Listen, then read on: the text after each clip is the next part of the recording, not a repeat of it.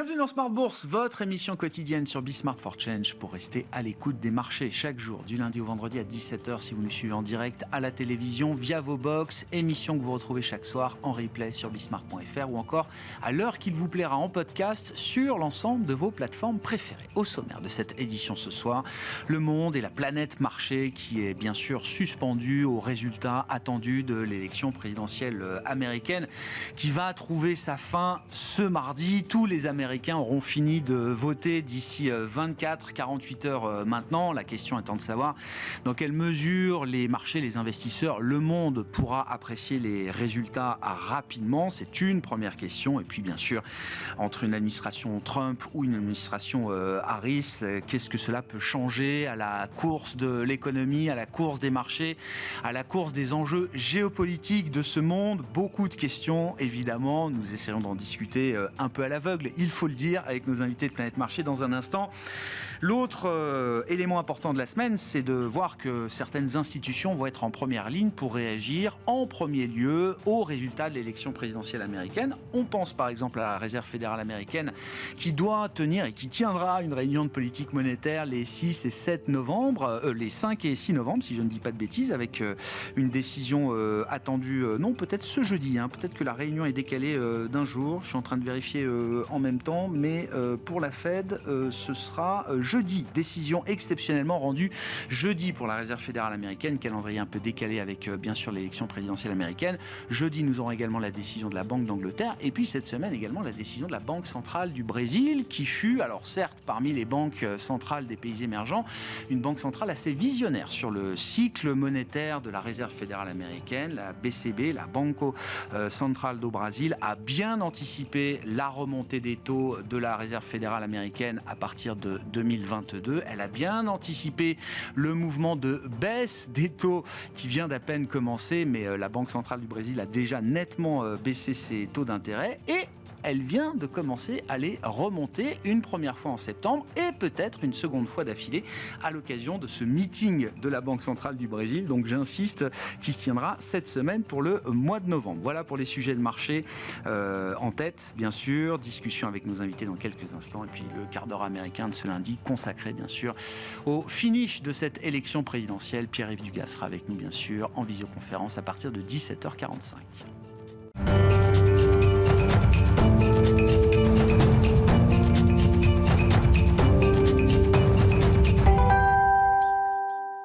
Tendance, mon ami, chaque soir en ouverture de Smart Bourse, Pauline Gratel est avec nous pour nous apporter les infos clés du jour sur les marchés. Bonsoir Pauline. Bonsoir. Bon, autant le dire, les marchés dans leur ensemble évoluent avec prudence et c'est le cas notamment pour les bourses européennes avant cet événement qu'est l'élection américaine. Oui, l'élection américaine gèle la prise de risque sur les marchés, mais au-delà de cet événement, les investisseurs font face à un agenda chargé.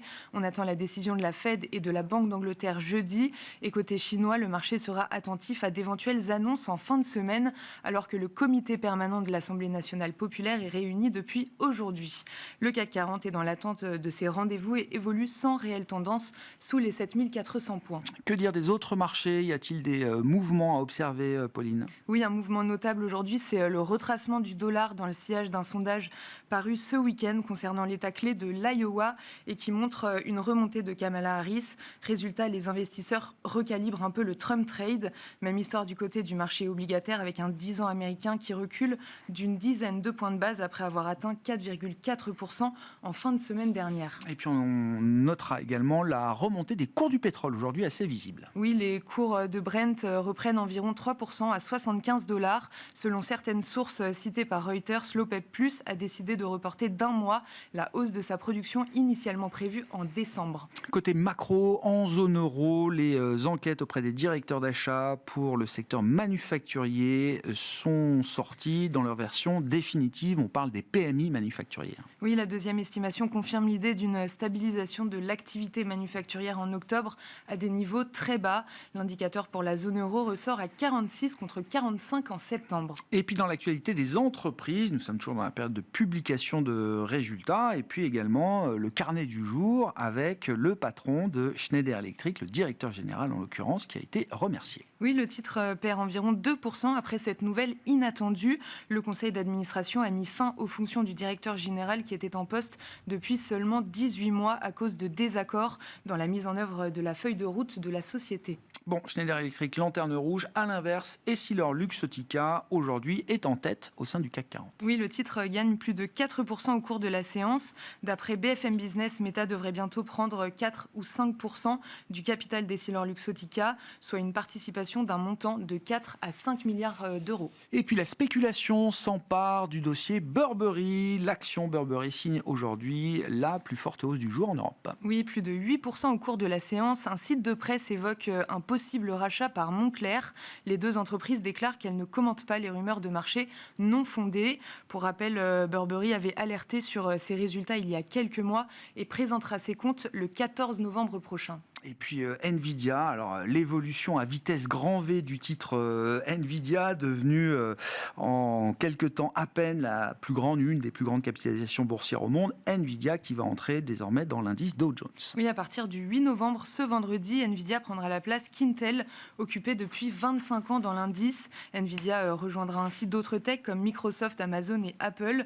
Le titre ouvre en légère hausse à Wall Street.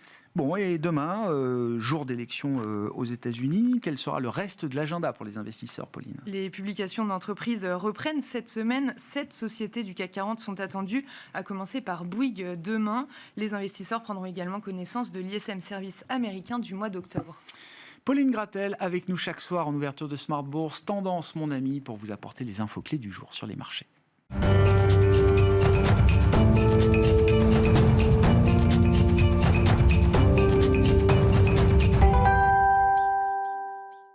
Trois invités avec nous chaque soir pour décrypter les mouvements de la planète marché. Trois invités avec nous autour de la table. Pierre Bismuth, directeur général et responsable des gestions de Myria Asset Management. Bonsoir Pierre. Bonsoir Grégoire. Vincent Lequertier, responsable de location d'actifs de WeSave, est à nos côtés également. Bonsoir Vincent. Bonsoir Grégoire. Et Julien Nebenzal, le responsable des produits d'épargne chez eToro, qui est à nos côtés également. Bonsoir Julien. Bonsoir Grégoire. Merci d'être là messieurs, ravi de vous retrouver. Qui veut se lancer sur cette veillée d'armes à 24 heures d'une élection qu'on a déjà beaucoup commenté sans en connaître le résultat. J'ai l'impression qu'on a déjà balayé quand même un peu tous les scénarios, enfin tout le champ du possible, qui reste visiblement très ouvert, le champ des possibles à 24 heures ou 48 heures peut-être des résultats de cette élection présidentielle américaine. Vincent. Oui, de toute façon, la première question, c'est de savoir si le résultat sera dépouillé rapidement. La deuxième, c'est de savoir si la Chambre sera du même bord que le président. Donc en clair, quelle est la marge de manœuvre qui sera disponible pour celui ou celle qui sera élu. Je pense que les marchés ont déjà joué pas mal de choses autour de l'hypothèse de Trump. Ouais. Ça s'est vu sur beaucoup de classes d'actifs qui ont déjà décalé, déjà intégré un certain nombre de choses, d'hypothèses. Donc je ne serais pas vraiment surpris qu'il y ait des prises de bénéfices. Elles ont déjà commencé depuis un jour ou deux. Je ne serais pas surpris que ça continue, quand bien même ça serait Trump qui serait élu. Je ne serais pas surpris que les prises de bénéfices continuent. Donc dans le meilleur des cas, c'est des prises de bénéfices. Dans le cas d'un scénario Trump qui serait défait, ça deviendrait plus que des prises de bénéfices, exactement, mais un renversement de ce qu'on a pu observer depuis une paire de semaines maintenant sur les marchés, c'est ça ? Exactement. Donc dans les deux cas, on ne se trompe pas, quoi. Voilà. En termes de volatilité, je pense que tous les investisseurs savent depuis très longtemps que c'est l'événement de l'année. Donc tout le monde a eu le temps de se positionner, tout le monde a eu le temps de prendre des options dans tous les sens. Donc je pense que la volatilité sera probablement moindre que ce qu'on peut imaginer. Donc pour moi, c'est, sans dire un non-événement, en tout cas, voilà, je pense que c'est surjoué. D'accord. Un non-événement au sens du marché. Vous dites autour de cette élection, les heures qui vont entourer cette élection seront peut-être pas un game changer pour la course des marchés, en tout cas tel qu'on a pu le vivre en 2016, où là, il y avait vraiment une vraie surprise quand même. C'est-à-dire que si je prends les indices américains, l'ampleur de consolidation possible est telle que de toute façon on resterait dans une tendance haussière sur les marchés Donc ça ne change pas grand-chose en fait à la dynamique générale. Si la consolidation, si la baisse ne se fait pas, on poursuit la hausse, point barre. Ouais. Donc pour moi, de toute façon, pour un investisseur qui est déjà long sur les marchés d'actions, il n'y a pas tellement de questions à se poser. Un petit peu sur les actifs périphériques, sur les émergents, l'Europe, il peut... Le reste du monde, quoi. Voilà, là, il peut y avoir un petit peu plus de sensibilité, mais sur les actifs américains, je crois vraiment qu'il n'y a pas grand-chose sur la partie action. Sur la partie devise, j'ai l'impression qu'on fait un peu du yo-yo. Quand je vois l'ampleur de la remontée des marchés obligataires depuis un mois, et quand je vois, entre guillemets, la réaction modérée du dollar en face, on aurait pu aller beaucoup plus bas sur l'euro-dollar. Je trouve que le marché reste très raisonnable de ce point de vue. On sait que, de toute façon, la Banque centrale américaine est là en appui derrière pour baisser les taux si c'est nécessaire, s'il devait y avoir quelque chose d'un peu trop nerveux, elle serait là en appui derrière parce qu'elle a toute la marge de manœuvre nécessaire pour le faire. Donc je crois vraiment que pour le moment, il ne faut pas trop se poser de questions, rester investi sur les États-Unis, se laisser porter et oublier l'éventuelle volatilité temporaire. Bon. Pour certains, ça peut être éventuellement une fenêtre d'entrée ou de réentrée. Pierre, comment vous considérez ces marchés à l'aube d'un événement majeur? Alors, ça fait quelques élections américaines qu'on vit un peu cette tension mondiale, en tout cas depuis 2016. Bon, qu'est-ce qui peut surprendre, j'allais dire, dans cette élection, qu'est-ce qui peut surprendre les marchés dans cette élection présidentielle américaine? Maintenant qu'on a déjà goûté à Trump pendant un mandat, qu'on a vu le résultat bénéfique ou négatif, il y a peut-être des cases à cocher dans différents domaines, sachant qu'une répétition de Trump semble déjà être bien présente à l'esprit des gens de marché, en tout cas. Ah, justement, je pense qu'il n'y a pas grand-chose qui peut nous surprendre. Parce que autant en 2016, c'était, comme vous l'avez dit, une vraie surprise. Même pour Trump, visiblement. Voilà. Alors, moi, je me souviens d'être réveillé en pleine nuit. On était à -5 sur les futurs. Finalement, on clôture à +5. Bon, c'était une vraie surprise. Là, très honnêtement, on a deux programmes. L'un qui dépense beaucoup et l'autre qui dépense énormément. Donc, en fait, on a finalement quand même c'est une politique économique qui est quand même très proche l'une de l'autre, avec toujours un rythme très pro-croissance. Et puis finalement, c'est pas ce qui importe véritablement aux États-Unis, puisque toute l'année, on a commenté Nvidia, on a commenté Meta, on a commenté plein d'entreprises privées américaines, et c'est bien les entreprises privées qui font l'innovation. Alors certes, on a beaucoup de financement public, mais c'est pas ça qui va être coupé. Je pense que le vrai problème est plutôt pour les marchés reste du monde, et notamment à premier lieu européen, c'est que quel que soit le résultat, de toute façon, on aura beaucoup plus d'assurance sur les marchés américains, beaucoup moins d'assurance sur les marchés européens, en tout cas à court terme, et c'est bien là qu'est le problème. C'est vrai que l'actif principal de prudence sur les marchés actions, c'est encore une fois les actions américaines. Donc, je dirais que pour les États-Unis, je pense que ça ne va pas faire grand-chose, ça ne va pas vraiment faire bouger les marchés. En Europe, on peut avoir une surréaction, mais qui va se tasser. Mais c'est vraiment des pics de volatilité, des pics d'énervement qu'on a connus. Donc, moi, je dirais qu'il est, il est urgent de ne rien faire. En revanche, ça peut véritablement changer sur les marchés obligataires. Là, on a quand même que la bourse imagine que Nvidia est plus fort que Jérôme Powell et ou Donald Trump.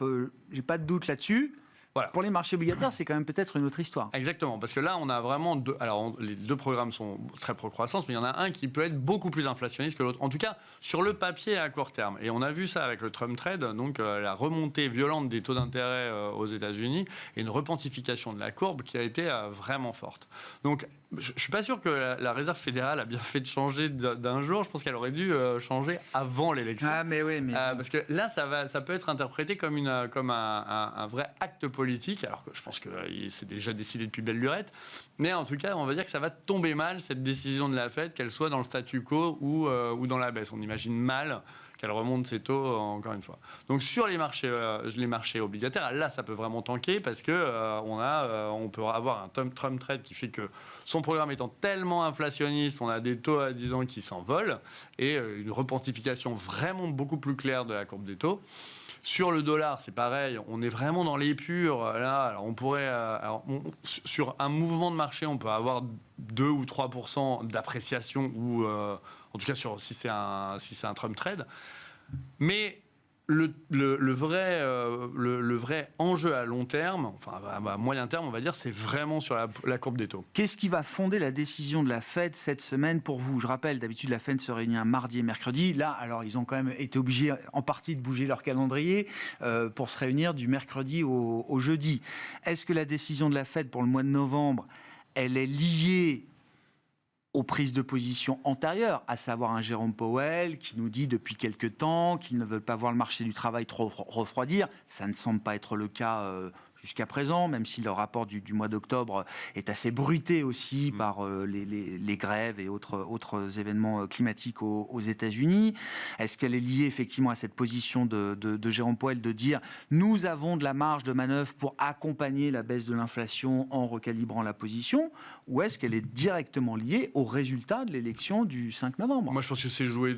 D'accord. Ouais, vraiment, je pense que c'est joué. C'est pas du tout l'élection. En revanche, c'est plutôt l'inflexion dans les futures réunions de politique monétaire en fonction de celui qui gagne et de la prise de position économique et de dépenses de l'État, que là, ça peut influencer sur la route future de la Fed. Qu'est-ce que ça change, ces grandes élections dans la vie des marchés?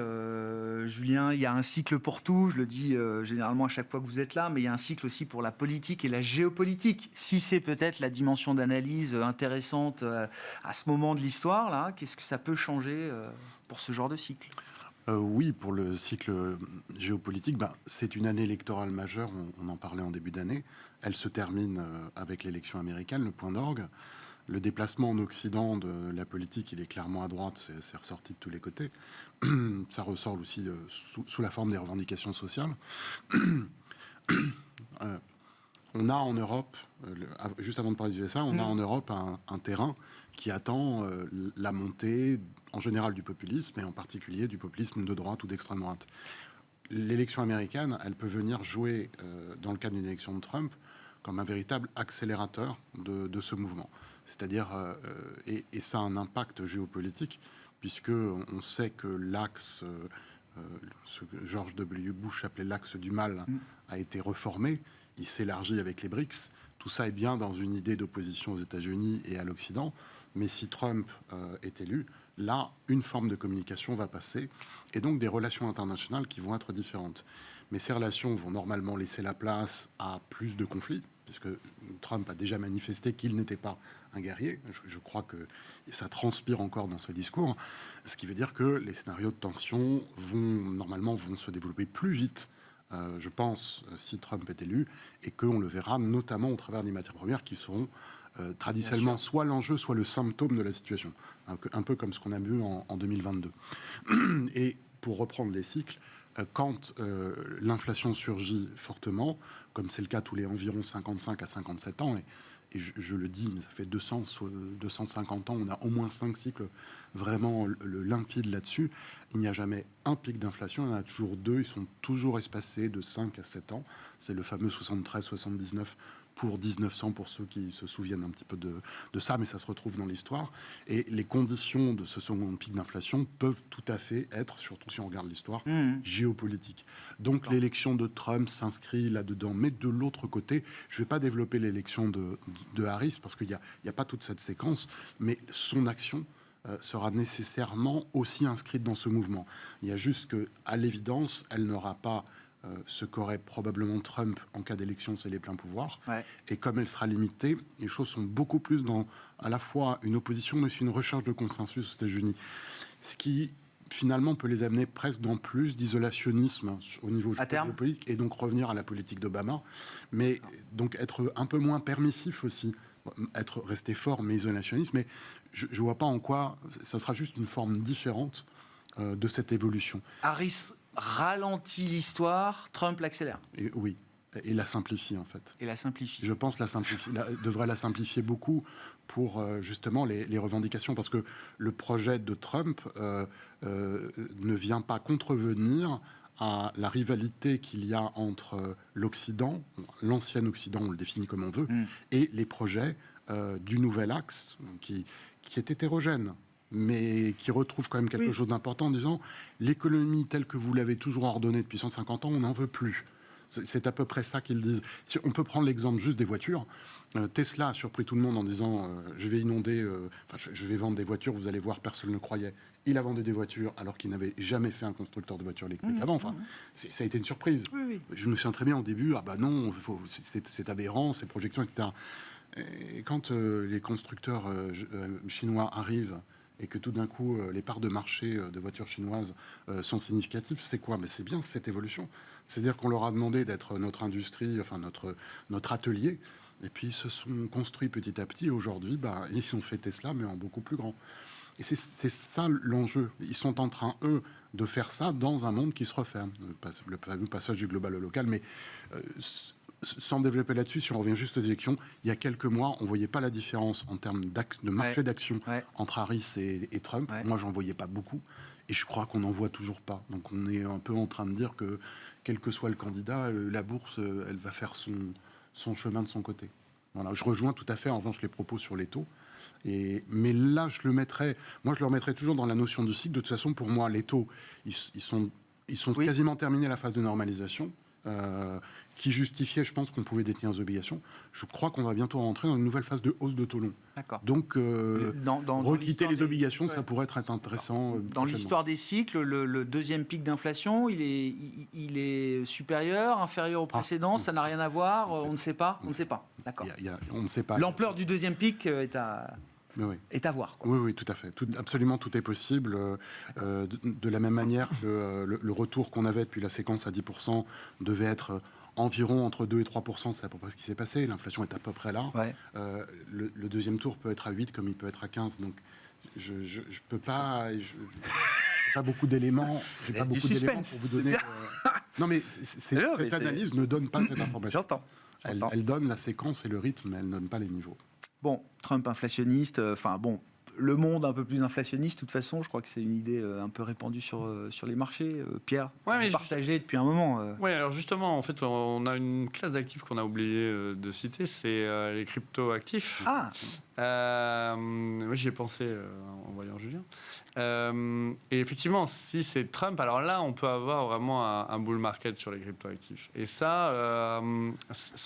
Quel rationnel? C'est quoi le rationnel? Le rationnel, c'est... Alors, moi, je vois ça... Alors, je ne suis pas du tout expert, mais moi, je vois ça quand même comme le meilleur actif anti-inflation. En tout cas, c'est comme ça que j'ai l'impression que les crypto-actifs réagissent. Dès qu'il y a une inflation forte et une non-volonté de lutter contre l'inflation, on voit qu'il y a un pic de fièvre qui s'empare des cryptoactifs. Après, si on se dit que les cryptoactifs, c'est un outil qui peut être dévié de son... Oui, de sa raison d'être originelle. Oui, j'entends. Mais si on dit que c'est quand même un outil qui est très pro-démocratie, c'est sûr que ça peut être on peut avoir un vrai engouement avec une simplification des enjeux géopolitiques. Donc ça, à voir. Je suis vraiment pas expert, mais intuitivement, je dirais que c'est quand même un trade assez clair si Trump est... Mais c'est plus un trade de couverture, parce que je vois beaucoup dans l'univers crypto, Trump est devenu pro-crypto, il détestait, il adore, tous les bitcoiners ou les crypto-believers, certains mettent en avant des donations qui peuvent être faites, etc. Vous voyez quand même le compartiment crypto-actif plutôt comme un hedge anti-Trump, quoi. C'est un hedge inflation et un hedge pro-démocratie. D'accord. C'est pas un vrai pro-Trump trade, quoi. Non, c'est plus, justement. C'est que quand on a un gouvernement laxiste, j'ai l'impression, encore je peux me tromper, mais j'ai l'impression que les crypto-actifs, et notamment Bitcoin, c'est un vrai actif indexé à inflation. Indexé à inflation anticipé. Faut mettre l'or traditionnel dans le même lot parce que là aussi c'est un actif quand même.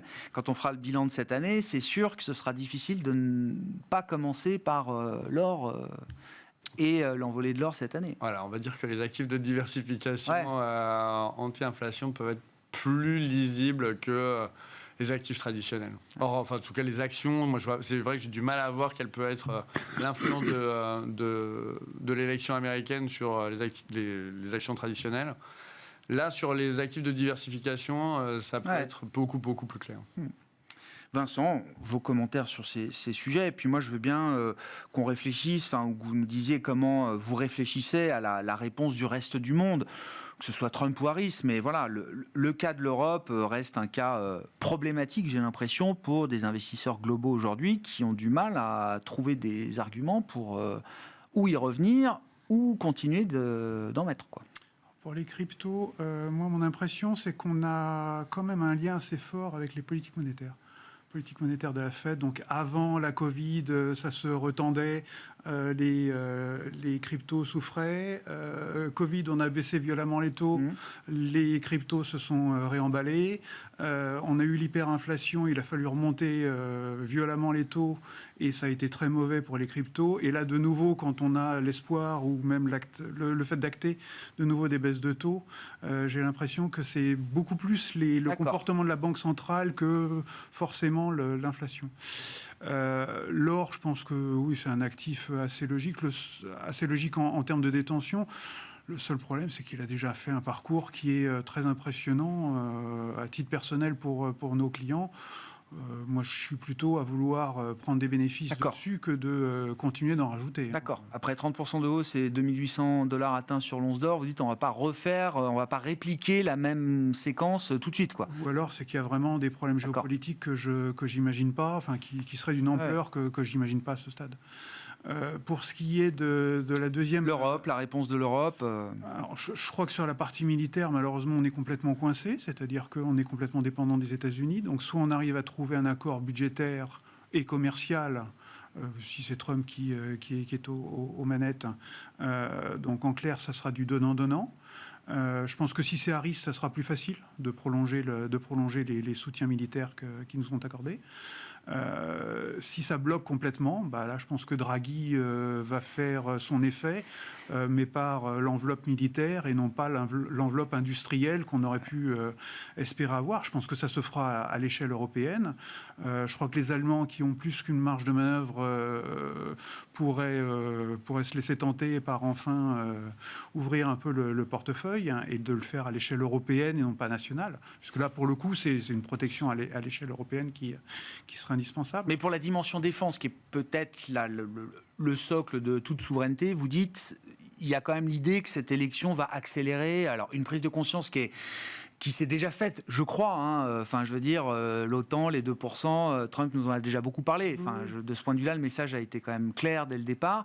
Mais là, ça peut être un nouvel événement qui accélère encore quelque chose de commun en matière de défense en Europe. Moi, ce qui me frappe, alors je comprends bien le côté donnant-donnant avec les États-Unis, mais on continue d'acheter américain. On devrait logiquement constituer déjà une industrie militaire européenne et avoir des budgets qui soient systématiquement alloués en partie attribués à des entreprises européennes. À ces entreprises. Donc pour moi, on n'a pas encore atteint ce stade. Ce système-là n'existe pas encore. Je pense qu'il y a une forme de prise de conscience de dépendance, mais pas encore celle de l'autonomie, de souveraineté. Donc je pense qu'on n'en est pas encore là, malheureusement. Donc à la limite, je rejoins Julien sur le fait que ça peut être un accélérateur d'histoire et qu'effectivement, on aille plus loin dans ce sens. Sans parler de scénarios aussi agressifs, je pense que de toute façon... quel que soit le candidat, on voit bien que les États-Unis, c'est America First, quel que soit celui des deux candidats qui l'emporte, qu'ils sont en train de se réindustrialiser, de se refermer sur eux-mêmes, ce qui veut dire qu'on n'a pas le choix, on va être obligé, de trouver des nouveaux clients. Si les États-Unis se referment, on voit que la Chine, la consommation n'est pas forte, que l'industrie pour le moment peine. Donc de toute façon, là aussi, on a un très gros client qui est en souffrance. Donc de toute façon, soit on réalloue nos capacités vers le reste du monde. Donc là, vous regardez la démographie, c'est l'Asie et c'est l'Afrique où il faut essayer de se redéployer. Soit vous faites comme les deux autres, c'est-à-dire vous refermez sur vous-même et vous dites on va reconstituer un certain nombre de forces industrielles. On va essayer de faire autre chose que des voitures, parce que de toute façon, il y en a déjà beaucoup qui sont produites dans le monde. Donc, essayer de retrouver une nouvelle industrie. Le militaire peut en faire partie, encore. Et donc, la souveraineté devient synonyme de fermeture, quoi. De fermeture, et vous faites la même chose pour la partie pharmaceutique. Vous faites tous les enjeux stratégiques, vous les reconsolidez sur la zone, oui, tout à fait. dans la réponse du reste du monde, là, oui, sur la réponse de l'Europe, qu'est-ce qui va être intéressant à observer? La réponse chinoise aussi, hein, c'est-à-dire que Trump veut des tarifs pour tout le monde, il en veut quand même beaucoup plus pour les Chinois que pour les Européens. Si la Chine a de moins en moins accès au marché américain, elle va naturellement pousser toujours plus fort, j'imagine, vers le marché européen. En tout cas, ça fait partie des marchés cibles qu'elle ne va pas lâcher comme ça. En tout cas, sur la vision de la politique de Trump vis-à-vis de l'Europe, en tout cas, les discours, moi j'ai quand même l'impression que c'est vraiment destiné à son électorat intérieur. Sur la Chine, il n'y a pas vraiment de changement par rapport à 2016-2020. Le but, c'était de consolider l'hégémonie des États-Unis sur le monde. Il n'y a pas de raison que ça change, mais en même temps, on ne peut pas dire que Biden ait fait vraiment bouger les lignes. Donc là, moi, j'ai quand même l'impression que c'est une politique qui est finalement dans la continuité. Et que ce soit Harris ou que ce soit Trump, l'idée, c'est véritablement de maintenir cet avantage concurrentiel technologique énorme des États-Unis vis-à-vis de la Chine. Donc, sur l'Europe, oui, j'entendais ce matin à la radio que la grande nouveauté, c'est qu'on a un commissaire à la défense au sein de la Commission européenne.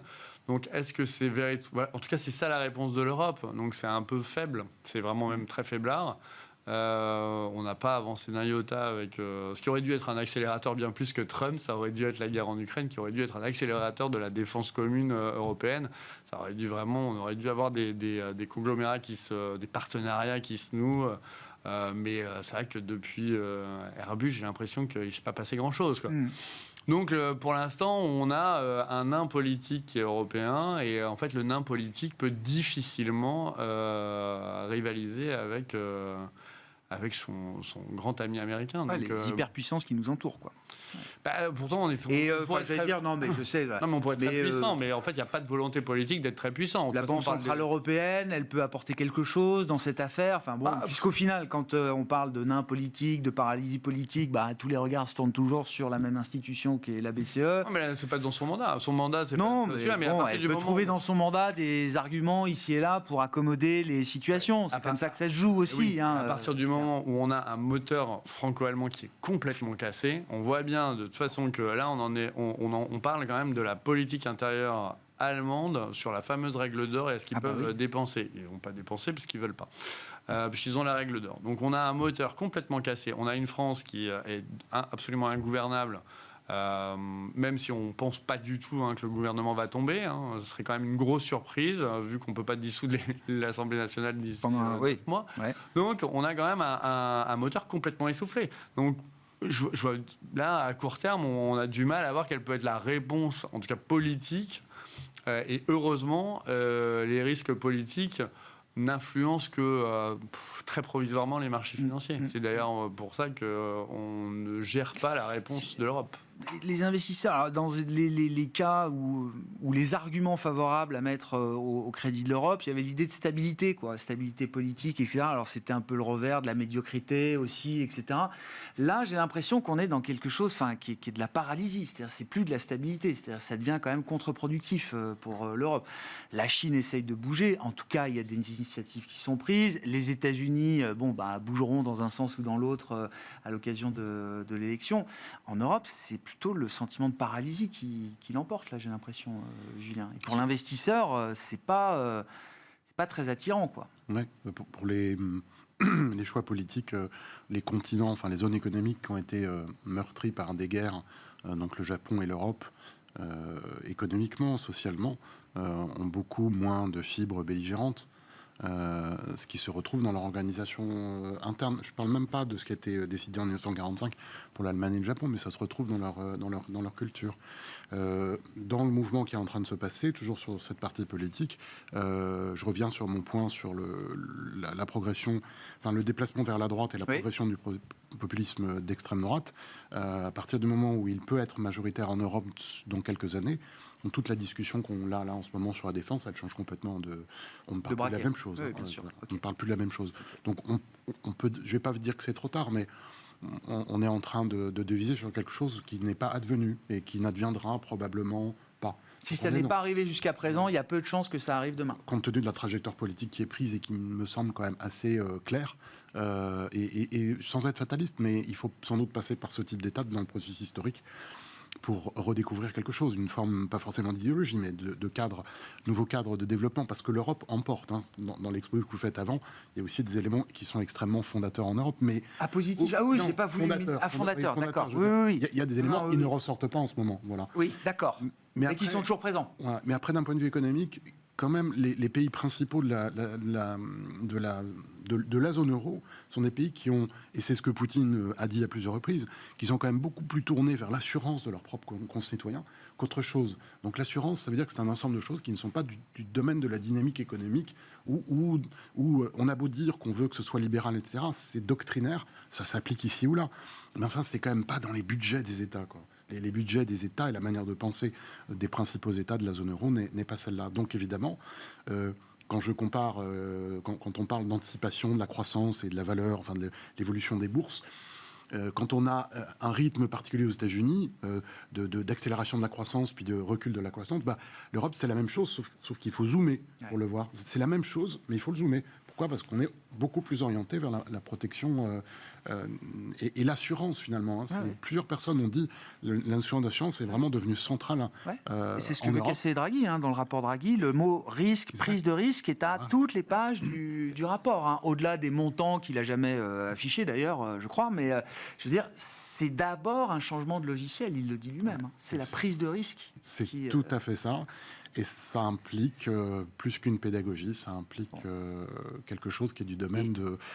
plus que de la pédagogie, qui éventuellement est du domaine de la tragédie. Alors ça revient à dire, quand on est au pied du mur, en Europe on avance, je suis tenté de dire, une tragédie peut faire prendre conscience que la prochaine direction doit plutôt être celle-là. Mais à ce stade, ça implique qu'il n'y a pas de raison que la décote de valorisation des actions européennes par rapport aux États-Unis se résorbe un tant soit peu.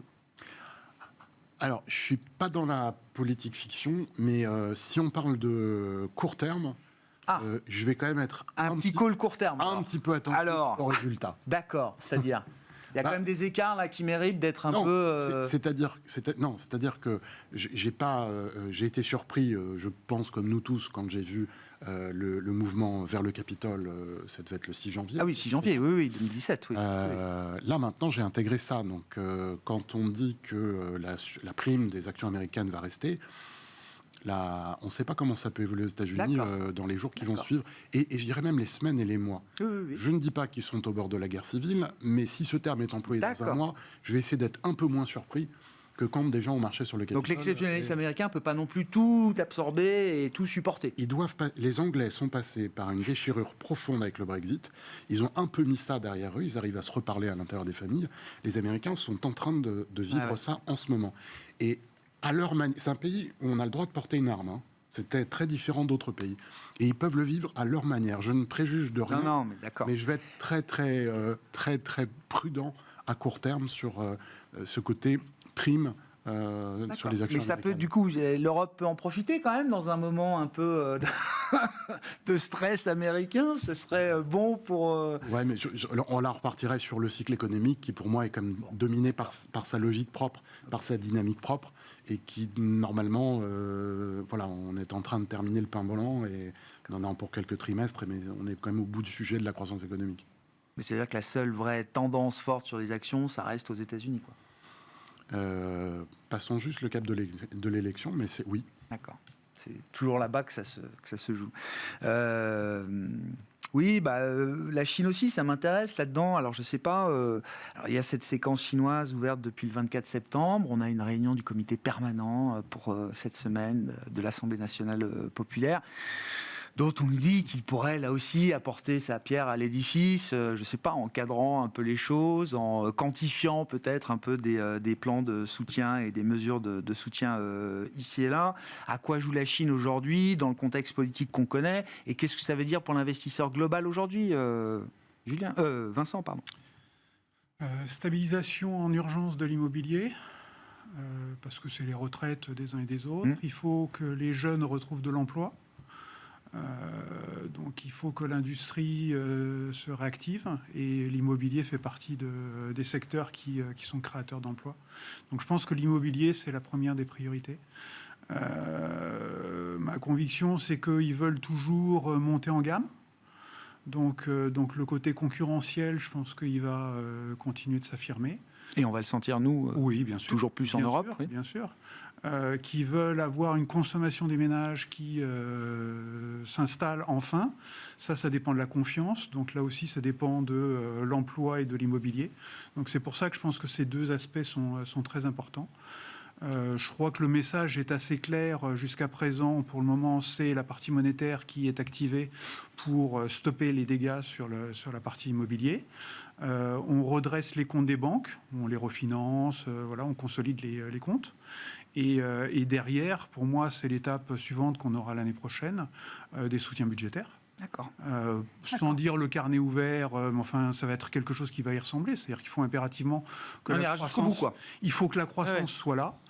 Il faut redonner de la confiance aux ménages pour qu'il n'y ait pas d'instabilité sociale dans le pays. Et surtout, si les Américains continuent de se dresser face à la Chine et se referment face à la Chine, que l'Europe commence à en faire un petit peu autant. Donc les deux zones solvables en termes de clientèle, ça commence à poser problème.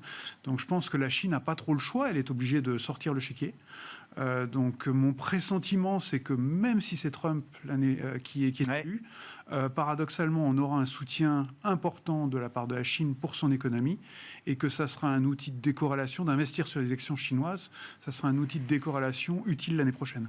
Donc ça redevient quelque chose d'investissable et pas juste avec une vue de quelques jours ou quelques semaines. La grande différence avec les fois précédentes, c'est que auparavant, vous pouviez le jouer par toutes les zones extérieures en vous disant je suis implicitement investi branché sur la zone chinoise. Quoi. Là, il faut investir directement sur le pays. Donc vous n'avez pas le choix, c'est le CSI ou ce genre d'indice sur lequel vous devez aller. Bon, Pierre, sur la Chine, il y a ceux qui voient quand même derrière cette série d'annonces et d'autres à suivre peut-être l'idée que Pékin pilote un moment important quand même de la trajectoire de l'économie chinoise. Et puis il y a ceux qui restent focalisés sur les problèmes structurels en disant voilà, ok. Ils auront 5% de croissance, mais ça ne changera rien à la trajectoire des 5, 10, 15, 20 prochaines années. Alors, je vais être dans la team 2, je crois. Parce qu'on a quand même un vrai problème démographique très long terme. Hein.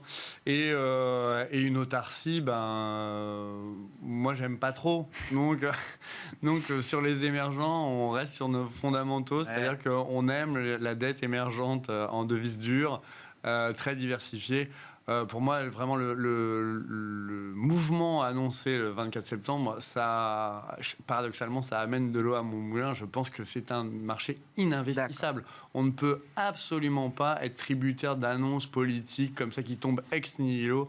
C'est pas des marchés libres, pas du tout, qui fonctionnent pas normalement. Enfin, pour moi, c'est vraiment un marché qui ne. Là, vous n'êtes pas prêt d'être aligné, vous n'êtes pas envie d'être aligné avec le gouvernement chinois, ne serait-ce que pour quelques mois. Quoi. Non, mais pas du tout. Pas du tout. Je pense que vraiment, il y a bien mieux à faire. En fait, si vous voulez, tout est une question d'allocation d'actifs. Et en fait, est-ce qu'on a besoin de faire un truc très compliqué quand on a un truc très simple à faire? Là, véritablement, je vois pas du tout pourquoi aller miser sur de la volatilité politique. Non.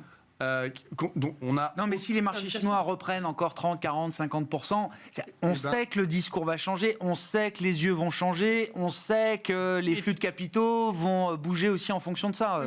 Oui, non, mais on en profitera largement. J'imagine mal le marché chinois faire plus 50 et tout le reste faire moins 20. Et vraiment, non, mais voilà. Donc, en fait, voilà. Moi, je n'ai absolument rien du tout contre les Chinois. Non. Ils vont s'en sortir. Non. Mais en tout cas, des marchés comme ça qui n'évoluent pas librement. S'il n'y a pas besoin d'y être. Voilà, je vois pas du tout. Vous êtes très consistant et cohérent dans ce discours par rapport à ça. Oui, simplement Vincent. Que tous les fonds émergents sont très sous-pondérés sur la Chine et que ne serait-ce que de revenir à l'équilibre, il va falloir acheter. Donc pour moi, la logique de voir le marché chinois continuer de monter, y compris du coup par des fonds étrangers et non pas juste des investisseurs locaux, je pense qu'on va l'observer. Ouais. Et que c'est quelque chose qui peut tenir un peu dans le temps pour 2025. Ça peut être une histoire de 2025. Je pense que c'est probablement une des histoires de l'année prochaine. Ouais. Bon, est-ce que la Chine est une histoire de 2025 ? À défaut des autres, je ne sais pas. Dans la fin des séquences de bull market, On a commencé le point bas, c'est octobre 2022.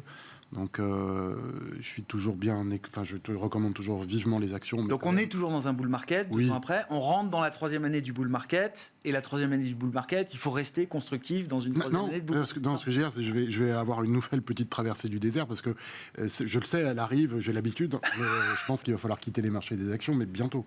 Ah oui. Il y a juste que je ne sais pas si c'est 3 trimestres, 2 trimestres. Je ne sais pas. Je n'ai pas aujourd'hui les signes. J'ai eu la formation d'une bulle avec l'intelligence artificielle et Nvidia. Donc ça, c'est bon, c'est réglé, c'est de côté. Il faut voir si cette hypothèse se valide avec un dégonflement. Et normalement, vers la maturation d'un bull market, on va quand même chercher toujours les idées qui ne marchaient jamais avant, etc. Enfin, c'est un vieux truc de finance, quoi. Et la Chine, c'est un parfait exemple pour moi. D'accord. Donc je pense qu'on peut très bien discourir la Quand on est Chine. déçu par les leaders et qu'on va chercher les losers en espérant poursuivre et continuer à performer. Je suis d'accord avec Pierre, avec Vincent. Je pense que ça ne vaut pas le coup d'investir en Chine. Enfin, j'ai les mêmes arguments, donc je pense la même chose. Et je pense en même temps que si je suis opportuniste à court terme, il peut encore se passer des choses. Mais ce qui s'est passé en Chine traduit plutôt le fait que les financiers s'intéressent aujourd'hui à des choses dont ils n'ont pas parlé pendant 3 ans, qui sont ailleurs, et que c'est plutôt symptomatique du début de l'épuisement du marché des actions. Mais là, vous dites quand même qu'il y a un risque qu'il n'y aura pas une 4e année du bull market. Alors, je ne sais pas si le top des marchés actions a été formé parce que j'ai malheureusement pas d'indication pour le dire, mais la probabilité vient d'arriver là, à cause de l'IA. Et je pense que c'est plutôt un top qu'on appelle arrondi. Donc, c'est-à-dire, je pense qu'il y a encore une séquence qui apparaîtra haussière pendant encore quelques mois. Je dis bien qu'il apparaîtra parce que si vous prenez Nvidia, si je me souviens bien, enfin à peu près, le cours, grosso modo, sa vitesse n'évolue plus depuis 6 mois. La vitesse n'est plus là, je comprends. Voilà. Pourtant, depuis 6 mois, on ne parle que de ça. Et ça, c'est vraiment symptomatique. Donc, sur le marché des actions, ça peut être un peu la même chose. On parle des actions, d'intérêt des actions, mais en fait, il n'y a plus de vitesse. Je pense que c'est le scénario le plus probable. Voilà. Maintenant, ce scénario peut être challengé, à commencer par ce qui va se passer juste après les élections en termes de résultats, d'écart et de réaction de la population américaine. On remettra tout sur la table s'il le faut, Julien, sans problème. Merci. Merci à vous 3 d'avoir été les invités de Planète Marché à la veille de cette journée d'élection présidentielle aux États-Unis. Julien Nebenzal, eToro, Vincent Lecartier, WeSave et Pierre Bismuth, Myria Asset Management étaient nos invités.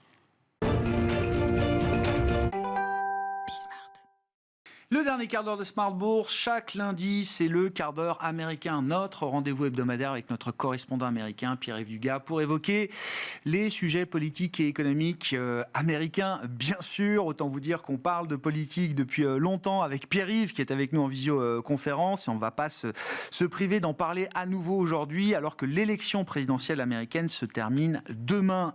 Pierre-Yves, laissons, j'allais dire, Kamala Harris et Donald Trump d'un côté, pour s'intéresser à la bataille du Sénat, qui sera quand même une bataille importante pour comprendre les marges de manœuvre, notamment de la future administration. C'est une bataille très importante qui est, je dirais, presque aussi importante que la bataille présidentielle, parce que si Kamala Harris est élue face à un Sénat qui est républicain avec une forte marge, elle ne pourra pratiquement rien faire. Donc, même dans le cas du scénario d'élection de Kamala Harris, compte tenu de la situation du nombre de démocrates qui doivent se représenter, petit rappel de chiffres, il y a 50 États aux États-Unis, il y a 2 sénateurs par État. Le Sénat est renouvelé par tiers tous les 2 ans. Le mandat d'un sénateur est donc de 6 ans, 34 postes à pourvoir. Seulement 11 correspondent à des sièges occupés par des républicains et il y a un certain nombre de postes qui sont ouverts. Donc il va être extrêmement difficile pour les démocrates, compte tenu de leur très faible majorité de 2 voix seulement, de conserver la majorité dans la Chambre haute. Les républicains espèrent grappiller facilement un siège en Virginie occidentale, facilement un autre siège dans le Montana et compte bien n'en perdre aucun, encore que, depuis une quinzaine de jours, on s'aperçoit que le siège républicain de sénateur dans le Nebraska et même au Texas n'est plus aussi safe qu'on ne pouvait l'anticiper. Dans ce contexte, si jamais les démocrates parvenaient à conserver, voire à élargir leur majorité, ça serait une énorme surprise au Sénat, mais la bascule politique serait considérable. Ils pourraient d'abord changer cette règle fondamentale qui correspond au règlement intérieur du Sénat, qui est la fameuse règle des 60 sur 100, le filibuster rule, qui permet en fait à 40 sénateurs de bloquer un débat et de bloquer la mise au vote d'un projet de loi.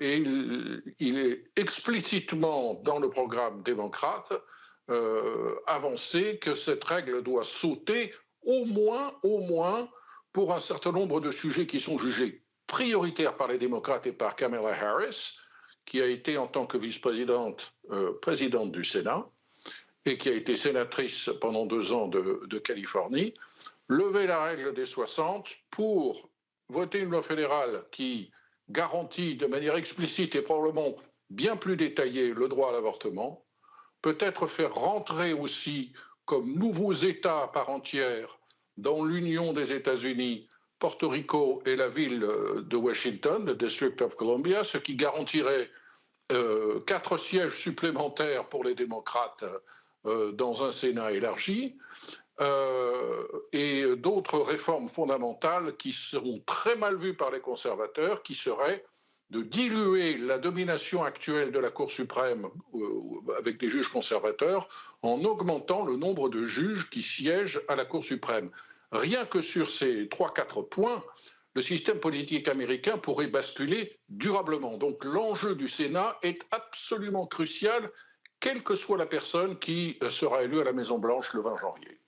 Intéressant, hein. Effectivement, hein, que faire du Sénat si c'est une victoire démocrate, et avant cela, côté républicain, comment sécuriser, voire élargir une majorité possible au Sénat. Du côté des États clés, Pierre-Yves, on avait déjà eu cette discussion avec vous. Il y a swing state et swing state. Tous les États clés ne se valent pas. Vous nous parlez du Michigan aujourd'hui. Alors, vous dites un État pivot qui ne devrait pas l'être. C'est vrai que j'ai regardé un petit peu l'historique de vote à la présidentielle du Michigan. Je voyais qu'entre de l'élection de Clinton en 92 jusqu'à la réélection d'Obama en 2012, si je ne dis pas de bêtises, c'est un État qui a toujours voté démocrate à la présidentielle pendant 6 élections consécutives, et à partir de 2016, ça s'est un peu déréglé. Ça fait une génération que le Michigan vote pour le candidat démocrate à la présidentielle. Ça fait 30 ans qu'un républicain n'a pas gagné dans une sénatoriale dans le Michigan. Sur les 13 membres de la délégation à la Chambre des représentants qui viennent du Michigan, plus de la moitié sont démocrates. Le Michigan est un État qui est moins important dans le collège électoral que la Pennsylvanie, mais c'est un État qui présente 2 faiblesses pour les démocrates cette année, 2 faiblesses particulières qui donnent une chance aux républicains de retourner cette tendance, hein, on emploie en anglais le mot « to flip Michigan ». Première faiblesse, c'est bien entendu le conflit au Proche-Orient et la politique de Joe Biden et de Kamala Harris à l'égard d'Israël, qui est très, très mal vue par la grande communauté arabe, qui est la plus grande dans tous les États-Unis et qui se situe dans le Michigan. Cela va clairement avoir un impact sur la participation, voire sur le vote. Beaucoup d'Américains pro-palestiniens habitent dans la région de Détroit et vont avoir beaucoup de mal à voter pour Kamala Harris. D'ailleurs, petite anecdote, les publicités, et Dieu sait si Kamala Harris a beaucoup d'argent pour faire de la publicité à la télévision, les publicités relatives au conflit au Proche-Orient qui sont ciblées pour le marché de Détroit et de Dearborn en particulier, ne sont pas les mêmes que celles qui traitent du même sujet, du Proche-Orient, et qui sont diffusées en Pennsylvanie. en Pennsylvanie, où le vote juif est important, Kamala Harris a un message démocrate traditionnel de soutien infaillible au droit d'Israël à se défendre. Quand elle fait de la publicité dans la région de Détroit, elle parle de l'urgence de protéger les Palestiniens. Cela traduit la grande nervosité à l'égard de la possibilité d'une désaffection d'une partie de l'électorat démocrate traditionnel du Michigan pour Kamala Harris. L'autre problème, c'est les véhicules électriques. Vous savez que Kamala Harris et Joe Biden ont fait passer une réglementation qui oblige d'ici 2032 à ce que les 2/3 des automobiles produits aux États-Unis soient électriques. Il se trouve que 55% des Américains sont contre ce principe, et de ces 55%, 72 ont l'intention de voter pour Donald Trump. Et c'est particulièrement important dans le Michigan parce que 30% de la population active du Michigan travaille pour la filière automobile. Oui. Ford vient d'annoncer qu'il suspendait la production de leur modèle électrique Ford 150, qui est dans sa version thermique le véhicule depuis très longtemps le plus populaire aux États-Unis. Dans sa version électrique, Ford avait l'intention d'en vendre énormément et ils s'aperçoivent que les ventes ne sont pas là. Et Kamala Harris a dû faire beaucoup de rétropédalage dans sa campagne dans le Michigan en expliquant « Je n'ai aucunement l'intention de vous dicter quelle voiture vous allez devoir acheter ». Cet argument ne passe pas bien dans le Michigan et à la marge, ça peut faire le jeu de Donald Trump. Bon, il nous reste une minute. Pierre-Yves, entre nous, quand on est entre nous, là, quel est le call, le smart call qu'un vétéran comme vous de la vie politique américaine peut faire à 36 heures de la fin de l'élection, Pierre-Yves? Je n'imagine pas de raz-de-marée démocrate. Je pense que Kamala Harris peut gagner cette élection, mais elle disposera face à elle d'un Sénat qui sera au moins d'une courte majorité républicaine, ce qui est probablement le meilleur scénario pour Wall Street. Mais il est possible qu'une fois de plus, les sondeurs se trompent, estiment mal cette proportion d'Américains qui ne votent jamais, mais qui, tous les 4 ans, sont prêts à aller voter pour Donald Trump. Dans ce cas-là, le raz-de-marée rouge n'est pas à exclure. C'est ça. Le seul raz-de-marée... Enfin, s'il y a raz-de-marée, c'est forcément rouge. De mon point de vue, et effaçons immédiatement ces propos si jamais je me trompe, de mon point de vue, s'il y a raz-de-marée, il sera rouge. Ouais. Je ne prédis pas un raz-de-marée rouge, mais s'il y a raz-de-marée, il sera rouge, je ne peux pas l'imaginer bleu. Mais la probabilité d'une victoire très large, elle est plus pour Trump. S'il devait y avoir une victoire de Harris, ce serait plutôt probablement une victoire étriquée. C'est ça, Pierre-Yves? Je mangerai mon chapeau si je me trompe. On s'arrête là alors. Merci beaucoup Pierre. On vous retrouvera jeudi aussi un quart d'heure américain spécial. On a droit à 2 doses de quart d'heure américain cette semaine. Vous serez avec nous jeudi dans l'émission 17h45. Et puis bien sûr pour tous ceux qui vous suivent ou en replay ou en podcast, en replay à retrouver sur bismart.fr. Merci beaucoup Pierre-Yves. Pierre-Yves Dugas, notre correspondant américain avec nous en cette semaine d'élection présidentielle aux États-Unis. Voilà pour Smart Bourse ce soir. Retour de l'émission demain à 17h en direct sur Bismart for Change.